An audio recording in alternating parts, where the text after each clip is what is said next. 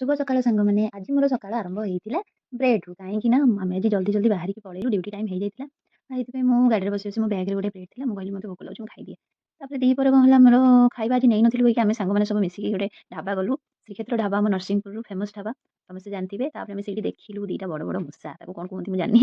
ତାପରେ ମିଟୁ ଗୋଟେ ଥିଲା ସେ ମିଟୁ ବଢ଼ିଆ ମିଟୁ ମିଟୁ କରି ବୋବଉଥିଲା। ତାପରେ ଆମେ ଖାଇବା ଅର୍ଡର କଲୁ। ଖାଇବା ଅର୍ଡର କରୁ ବାହାରେ ଭାବିଲୁ ପଞ୍ଜାବୀ ଷ୍ଟାଇଲ୍‌ର ଚେୟାର ଟେବୁଲ୍ ପଡ଼ିଥିଲା କିନ୍ତୁ ସେଠି ବହୁତ ମାଛି ଭଁ ଭଁ କିନା ବୁଲୁଥିଲା। ତ ଆମେ କହିଲୁ ଥାଉ ଏଠି ଖାଇବାନି ଚାଲ ଆମେ ଭିତରେ ଖାଇବା। ତାପରେ ମିଟୁଟାକୁ ଦେଖିଲୁ ମିଟୁ ପାଖକୁ ଗଲୁ ତାକୁ ଟିକେ ଖାଇବା ଦେଲି। ତାପରେ କଣ କଲି ମୋ ମୋବାଇଲଟା ତା ପାଟି ଭିତରେ ପୁରେଇ ଦେଲି। ମୁଁ କହିଲି ନେ ଖା, ଖା, ଖା।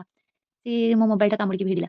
ତାପରେ ଆମର ଖାଇବା ଅର୍ଡର ହେଲା। ଖାଇବା ଅର୍ଡର ହେଲା ପରେ ଆମେ ବସିଲୁ ସେଇଠି ହାତ ଫାତ ଧୁଆଧୁଇ କରିକି। ଖାଇବା କେତେ ସମୟ ଲାଗିବ କହିକି ପଚାରି ପଚାରି ତାଙ୍କୁ ବିରକ୍ତି କରିଦଉଥିଲୁ କଣ କରିବୁ? ହଉ ଟିକେ ଭିଡ଼ିଓ କରିଦବା କହିକି ସାଙ୍ଗମାନଙ୍କୁ ନେଇକି ହେଇ ହାଇ କର, ହାଇ କର, ହାଇ କର କହିକି ଭିଡ଼ିଓ ଗୋଟେ କରିଦେଲୁ। ତାପରେ ଫେର ମୋତେ ବୋରିଂ ଲାଗିଲା ମୁଁ କଣ କଲି ବାହାରକୁ ପଳେଇଲି। ମୁଁ କହିଲି ଯାଉଛି ସେ ମୂଷା ଦିଟାକୁ ଦେଖିକି ଆସିବି। କେତେ ସମୟ ହେଲାଣି ସେ ଖାଇବା ଆଣୁନାହାନ୍ତି। ଖାଇବା ଆସିଲେ ମୋତେ ଡାକିବ ମୁଁ ଯାଉଛି ମୋ ସାଙ୍ଗସାଥିଙ୍କ ସହିତ ଟିକେ ଦେଖା କରିକି ଆସେ। ଏଇମାନେ ତ ହଉଛନ୍ତି ମୋର ସାଙ୍ଗସାଥି। ଇଏ ହେଲା ମୋର ପ୍ରକୃତ ସାଙ୍ଗ। ଦେଖୁନ ଦେଖୁନ କେମିତି ଆଁ କରୁଛି। ସତେକି ଖାଇଦବ ଆଉ। ହଉ। ଭିଡ଼ିଓଟି କେମିତି ଲାଗିଲା ଆପଣ ମୋତେ କମେଣ୍ଟରେ ଜଣେଇବେ।